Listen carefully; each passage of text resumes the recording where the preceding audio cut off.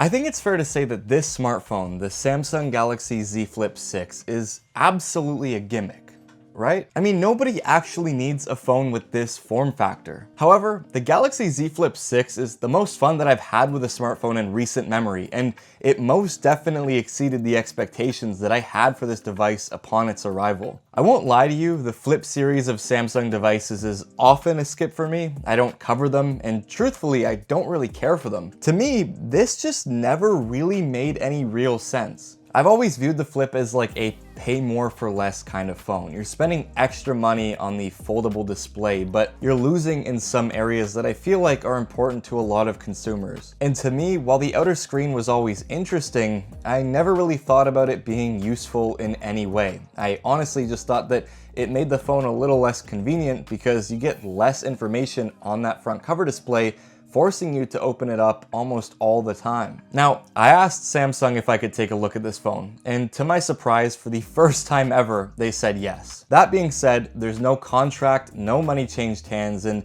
Samsung isn't seeing this video before it goes live, so I am giving you my honest look at the Flip 6 from a real-world user perspective. I also do not get to keep this phone after this video goes up, so there is no benefit for me to tell you that this is a must-buy and absolutely lie straight to your face. So this is what it's been like to live with the Galaxy Z Flip 6 after 1 week. Before we get started though, a like and a sub to the channel is always appreciated. I just want to say thank you so much for 37,000 subscribers. We're inching very closely to 40K, and if we could hit that by the end of the year, it would be absolutely amazing. So thank you so much for the support. Anyways, with the Flip, I think it's important to cover the actual device first before talking about the specs, because this is a really interesting product right out of the box. On the front, you're greeted with a 3.4-inch OLED display. It's 60 Hz, but for it essentially being a larger watch face, it's pretty cool. You have your lock screen, which could be customized and further customized with the Good Lock app, but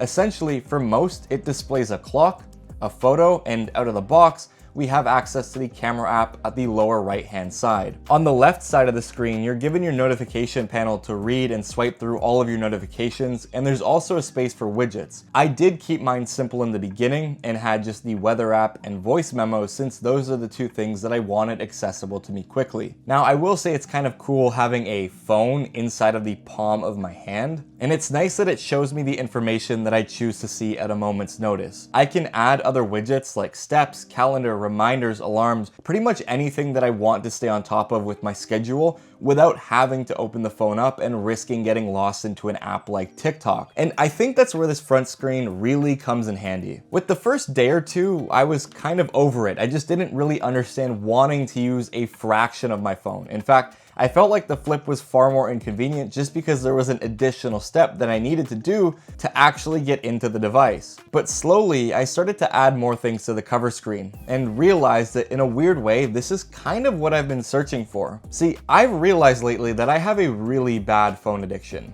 And as someone who works in social media, I need to use apps like Instagram and TikTok, but I find them consuming a lot of my time, and it sucks. But with the Flip, I kind of feel like I'm getting somewhat of a break, even though I'm not really intending to. When it comes to important notifications, I look at them without actually unlocking the device and using it. So that does limit me from opening an application like Twitter. And although you can enable the use of these apps on the cover screen, I choose not to because I do like the simplicity of this cover display, and I like that it does keep me out of the applications that I don't want to use at that moment. Using the Flip, I've immediately felt disconnected from what I've been doing on my iPhone and S24 Ultra for the past few months. And to me, it is very valuable. Now, opening it up, of course, it turns into your typical Samsung smartphone with a couple of quirks. There is a crease, but honestly, I was surprised to see that on the Flip, it's barely noticeable, and you also don't really feel it or come into contact with it much during use, so it's very easy to forget that this isn't just a typical smartphone. The display is also good. It's an LTPO AMOLED 2X screen with a 120Hz refresh rate, supporting HDR10 plus content, and it's also got a 2600 nit peak brightness, which is really nice for outdoors, and it does help eliminate the tiny crease there is when in a sunny environment. Now,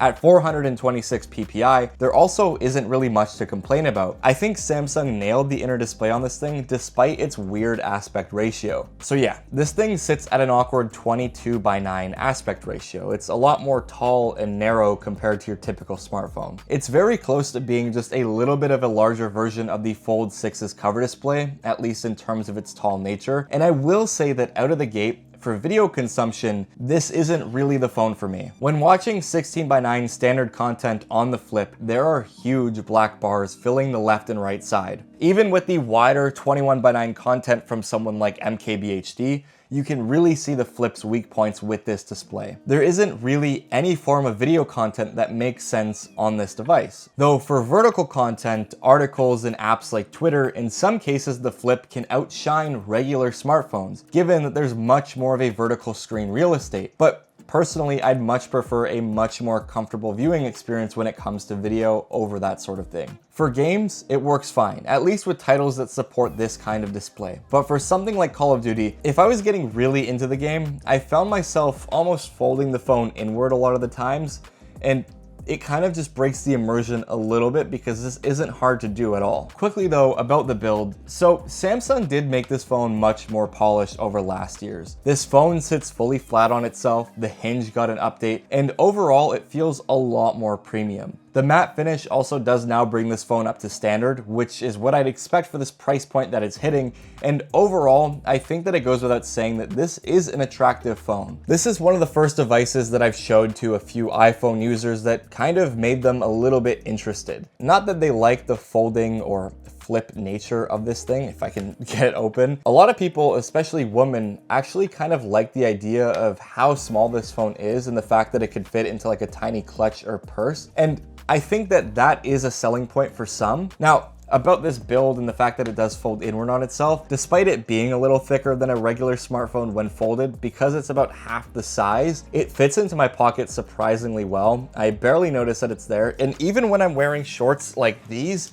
something that's super loose, I don't really notice it. I took this thing to the golf course the other day, and man, it didn't really feel like I was carrying around a big smartphone, which was a nice change up and something that I'm not really used to. Now, I have the blue color here in the 512 gig variant, but one thing that is good about this year's Samsung's offerings is that no matter which version you pick, they're all shipping with the 12 gigs of RAM as standard. And I also do like the new boxy design, and I find the Flip 6 much easier to open one-handed. Although I will say it always makes me anxious doing so despite the upgraded glass and screen protector, mostly because fingernails can still cause damage to the inner display. So if you're someone who has long fingernails, or for you ladies out there, just be mindful when flipping open this device. One of the few gripes that I have with the actual build of this device though is the placement of the fingerprint scanner. If you have your hand on the lower half of this device and you open it up with your other hand, your thumb isn't really in the place of this button right here. You have to shift it up slightly, and that kind of takes the weight off of your palm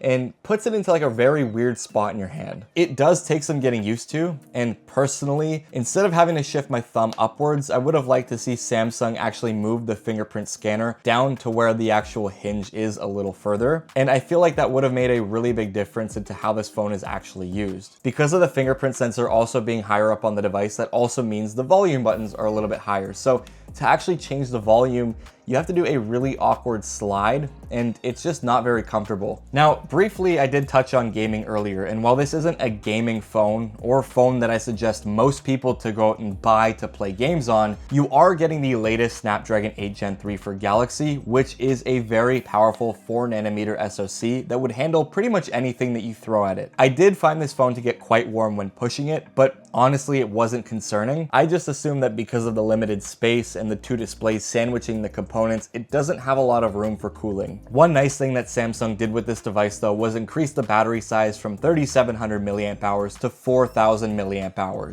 Not that the Flip has horrendous battery life, but it definitely did fall flat compared to some of the other devices in Samsung's lineup. And now with that larger battery, even being slightly larger and having a much more efficient SoC, the Flip 6 does last me an entire day without issue. I won't give you specific numbers since this battery is still technically being optimized and I haven't spent too long with this phone, but I will say you'll probably get an easy 7 hours of battery life with screen on time. It's not going to be iPhone 15 Pro Max or S24 Ultra battery life, but I think for what you're getting here, it's actually pretty solid. Now, the Flip does have a couple of cameras. 3 to be exact. There's 2 on the front cover screen and an in-display selfie camera. Thankfully, Samsung chose not to include an under-display camera like the Fold because I'd rather have the quality of the camera over the extra screen real estate, and the cameras on the Flip don't disappoint. The new 50 megapixel main camera finally brings the Flip up to flagship standards, and there's also a 12 megapixel ultra-wide. I'm not a huge fan of an ultra-wide, but on the Flip, it does make a ton more sense over a telephoto,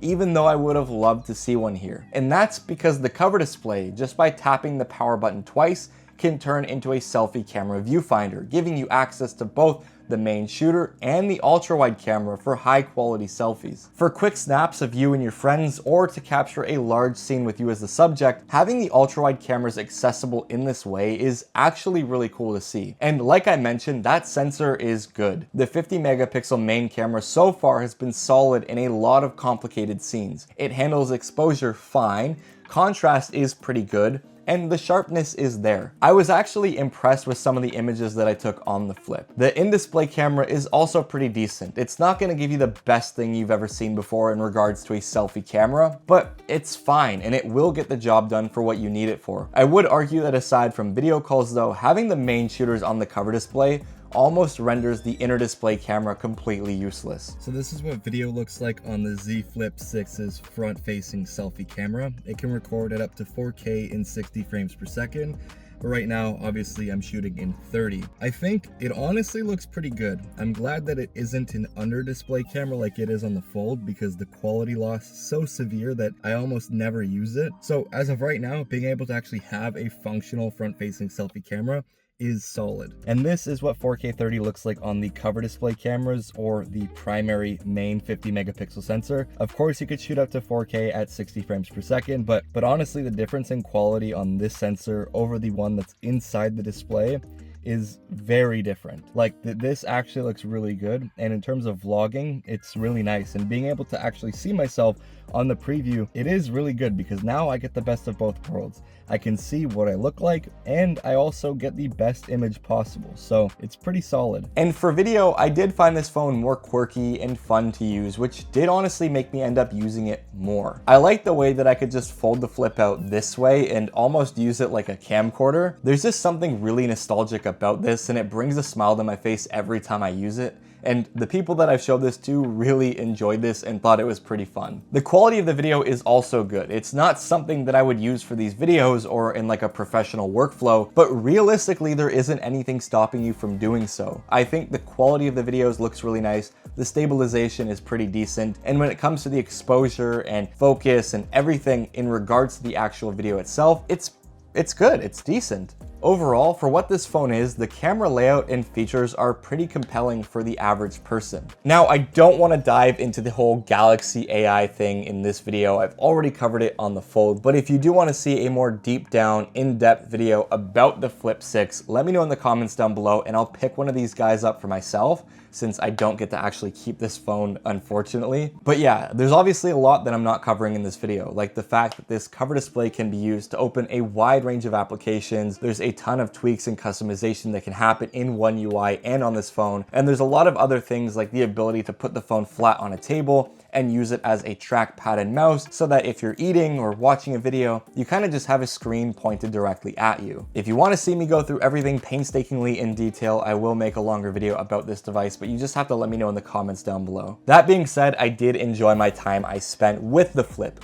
more than I thought, and I think the Flip does have a place in Samsung's lineup, but you definitely need to experience this phone for yourself before locking yourself in for 2 years or paying the 1,500 Canadian dollar asking price out of the gate. I think if you're interested in this phone, you know who you are and you're going to like it. But if you're used to a slab style smartphone and unsure about this kind of form factor, it's definitely worth picking up and giving a try, at least from a place that has a solid return policy. I wouldn't lock myself into this device without knowing what I'm getting myself into, but that being said, as someone who doesn't really like these kinds of devices, I thought this was super fun to mess around with. But truthfully, the phone that I'm going back to for right now is the iPhone, and that's until the Pixel 9 Pro XL comes in the mail, so I think that says a lot about my actual stance on this device. It's not something that I would personally carry. Anyways, thank you so much for watching this one. If you enjoyed the video, leave a like down below, subscribe to the channel. It always does help out. And if you've watched this video all the way through,